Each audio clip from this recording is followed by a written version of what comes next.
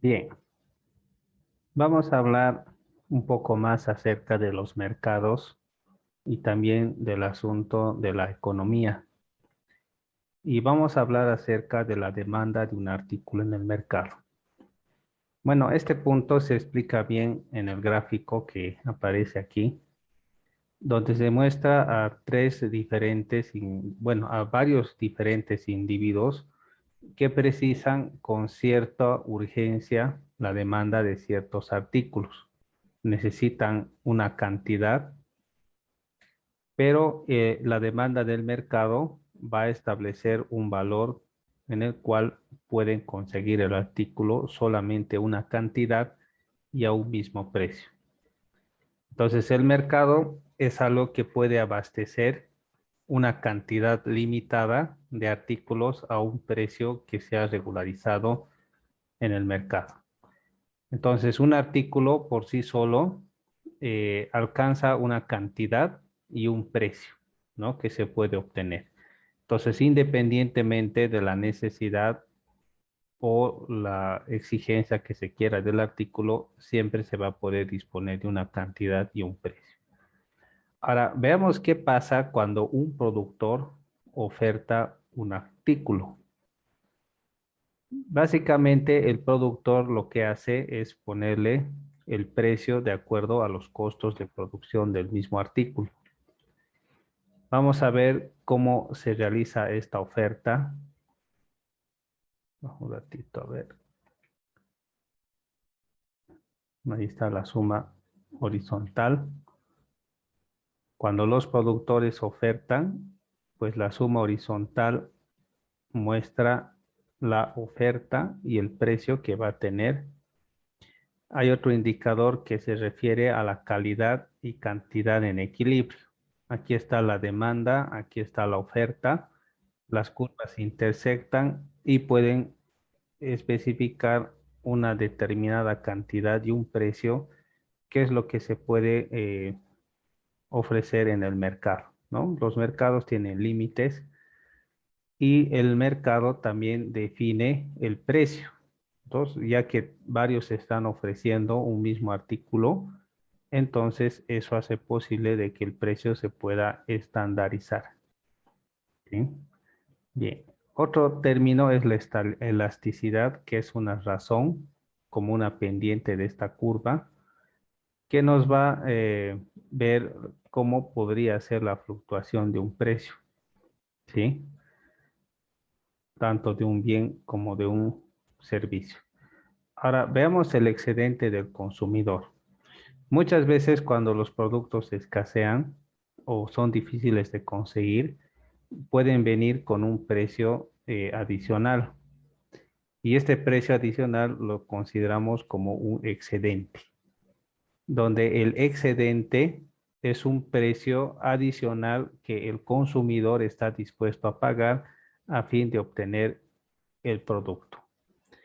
Y este precio se puede deber a la escasez del producto, al elevado costo del transporte o cualquier otra cosa que haya tenido que ver con la fluctuación del precio de este. Entonces, muchas veces el que no pierde es el productor, sino que el consumidor tiene que compensar las pérdidas del productor a fin de mantener sus precios. Bien, entonces vamos a ver. Aquí vemos que el excedente a veces podría pagarlo el productor porque el mercado podría exigirle una demanda mayor de un artículo y para producir en masa y en gran cantidad necesita producir bastante y para eso necesita infraestructura, lo que significa realizar inversiones, tal vez contratar a más mano de obra, contratar los servicios de otras personas con equipo o comprar nueva maquinaria y eso involucra un gasto que no puede sobrecargarlo al consumidor, sino que se queda para él y él a medida que vaya ofreciendo y vendiendo sus productos puede irlo asumiendo poco a poco. A eso se refiere el excedente del productor, ¿no? Las cargas, transporte de cargas. también tienen una influencia directa en el costo de los artículos. Se habla acerca de la tarifa, que es un flete, que muchas veces se mide en unidades como toneladas y litros. Por ejemplo, ¿cuánto cuesta el transporte de toneladas en bolivianos? Digamos, la tonelada es 100 bolivianos, por decir, ¿no? 100 bolivianos la tonelada, o 5 bolivianos el kilo, o 3 bolivianos el litro, refiriéndonos al transporte. Y tiene que ver mucho con la distancia y la calidad y seguridad, porque algunos productos para ser transportados necesitan tener un tratamiento especial. Se puede medir como tonelada kilómetro para saber el precio que tiene ese artículo en su transporte. Veamos la demanda de un itinerario. La zona de producción donde la materia prima se encuentra y no puede ser movida debido a las características, y para poder ser comercializada necesita dirigirse a un mercado y para eso necesita transporte. Entonces, como ya hemos visto, el precio va a variar dependiendo a este proceso de transporte, ¿sí? Hay una curva más aquí abajo donde nos muestra eso, ¿no? Estos son tres escenarios, ¿sí? De tres lugares distintos. Y aquí está la demanda, ¿sí? A veces cuando hay poca demanda y hay mucho, entonces el precio también podría estar de acuerdo a eso. Va a haber una variación. Pero mientras el transporte es más costoso, entonces menos probabilidades de transporte. Bueno, mientras menos se transporte, más cuesta. Así que si se quiere tener factibilidad y ahorrar, es mejor transportar una mayor cantidad porque el precio total del transporte se divide entre la cantidad total de los artículos y el precio puede ser bastante reducido que simplemente trasladar pocos artículos donde el precio tenga que ser repartido entre esos. Entonces, esto es un poco más del asunto de economía. Hablamos de la elasticidad, que es otra variante de las fluctuaciones de los precios y más cosas de economía, ¿no? Dentro de la empresa también puede existir el transporte y eso tiene que ver bastante con los precios. Imagínense, algunas empresas pueden ofrecer productos similares, pero a algunos les cuesta menos, ¿sí? Y pueden producir más porque les cuesta menos los procesos internos. Pero a quienes les cuesta más los procesos internos pueden producir menos. Así que lo importante es producir más a un menor costo. Siempre ha sido así y esas gráficas nos muestran eso. Y bueno, la tarifa se mantiene pese a que la demanda exista, ¿no? El mercado establece algunos precios que pueden mantenerse constantes en el caso de la producción. Bien, ahora a partir de la siguiente clase vamos a ver algunos conceptos a modo de repaso. Antes de terminar, quisiera aprovechar para hablar un poco acerca de sus proyectos. ¿Cómo les está yendo con sus proyectos? ¿Tienen dudas? ¿Quieren hablar sobre el contenido del proyecto? Es importante presentarlo. Tenemos ya una fecha, ¿sí? Voy a revisar la fecha, a ver para cuándo es. Mm, mm,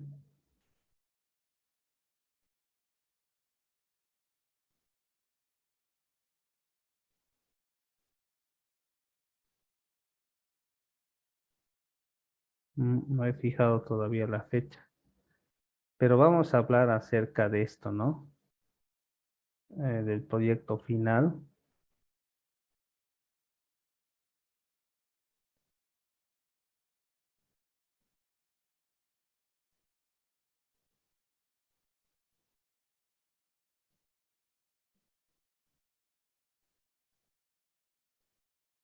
Les voy a mostrar.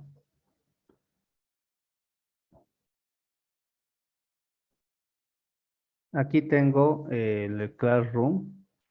Está lo que es el proyecto final.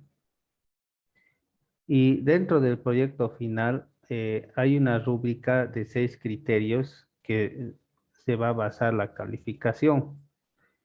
El primer criterio es la descripción del proyecto, ¿sí? ¿Cómo está compuesto el proyecto? ¿Qué consiste? Es una explicación donde se habla de la ubicación y las características técnicas del proyecto. La problemática es identificar el problema central. Estos dos puntos ustedes ya lo tienen de las anteriores partes. La justificación, explicar la razón por la que se pretende realizar una mejora, los beneficios a corto y largo plazo.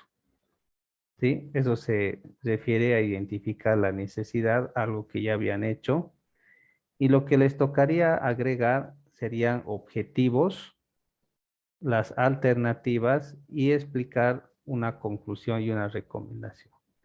Cuando hablamos las alternativas, nos estamos refiriendo a soluciones que se pueden plantear a un problema para poder solucionar la necesidad, satisfacer la necesidad que se tiene.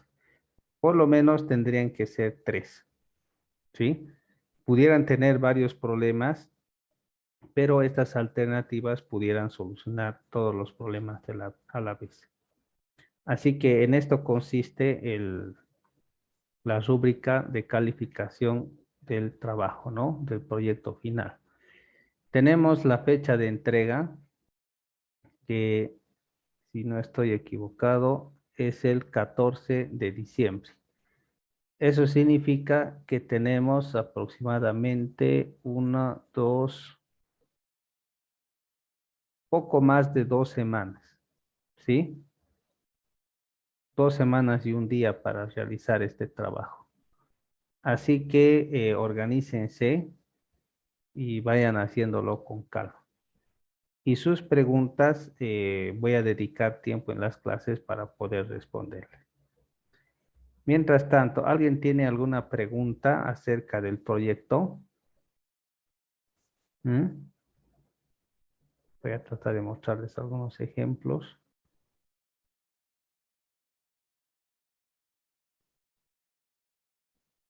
A ver, vamos a ver algunos ejemplos.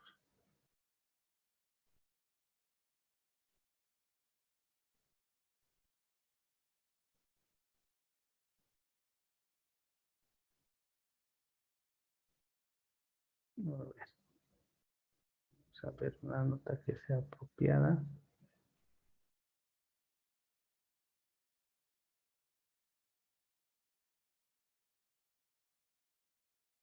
Bien, a ver, aquí está su carátula, un índice.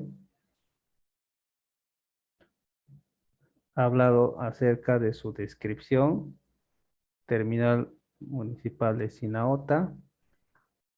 Ha puesto sus objetivos específicos, ha descrito el proyecto, en qué consiste, algunos datos acerca del lugar, las frutas, qué hacen, qué gana la gente, muchas cosas acerca del lugar, líneas de transporte, ahí ha descrito lo que se ha hecho en la primera parte y después ha identificado el problema, problemática, ¿sí? Ha identificado el problema y ha hecho la justificación, algunos beneficios que se podrían tener y ha descrito las alternativas, ¿sí? Alternativas a corto y largo plazo y luego ha hecho sus conclusiones y recomendaciones. Entonces, básicamente, esa es la idea que se tiene para realizar el proyecto. ¿De acuerdo? ¿Alguien quiere preguntar algo más?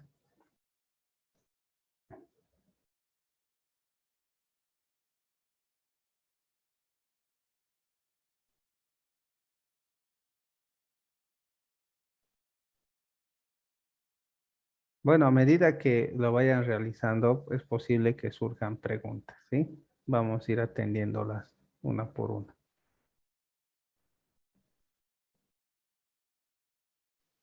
Inge dijo tres soluciones debemos plantear.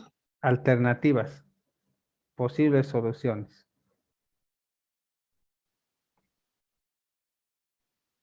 Ok, nada menos de eso entonces. Bueno, podría ser hasta dos, ¿no? Pero no una, ¿no? Si no, no fuera alternativa, ¿no? Ok, Inge. ¿Alguien más quiere preguntar algo?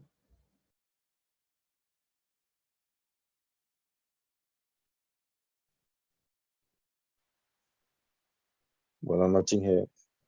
Sí. Ese proyecto que tienes, bueno, los como ejemplo para guía Inge, hay algunos que sí, tal vez tenemos problemas con los puntos a seguir, ¿no? O sea, los puntos que se pide para realizar, si fuera posible, Eh, Inge. en el Classroom está la rúbrica, ¿ya? Ah, ok, ingeniero. Está la rúbrica, ahí está la rúbrica. Y esta clase está grabada, así que la pueden volver a ver y así se pueden ubicar, ¿no? Pero mandar los proyectos, si no, no puedo hacer eso. Perfecto, Inge. Lo que queremos es, digamos, guiarnos, ¿no? Ajá, Los puntos así es. respectivos. De acuerdo. Gracias. ¿Algo más, jóvenes? Bien. Veamos un poco acerca de la economía. Aquí tengo un video que es muy interesante, que explica acerca de la economía de los mercados, que es muy interesante, ¿no? Al principio parece medio aburrido, ¿no? Pero después se pone muy interesante. A ver, veamos.